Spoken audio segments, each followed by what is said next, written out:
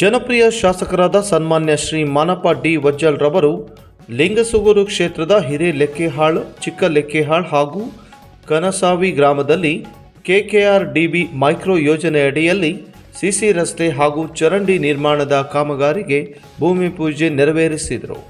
ಈ ಸಂದರ್ಭದಲ್ಲಿ ಭಾಜಪ ಜಿಲ್ಲಾ ಅಧ್ಯಕ್ಷರಾದ ಶ್ರೀ ವೀರನಗೌಡ ಪಾಟೀಲ್ ಲೆಕ್ಕೆಹಾಳ್, ಗುತ್ತಿಗೆದಾರರು ಸೇರಿದಂತೆ ಪಕ್ಷದ ಹಿರಿಯ ಮುಖಂಡರು, ಕಾರ್ಯಕರ್ತರು, ಗ್ರಾಮಸ್ಥರು ಉಪಸ್ಥಿತರಿದ್ದರು.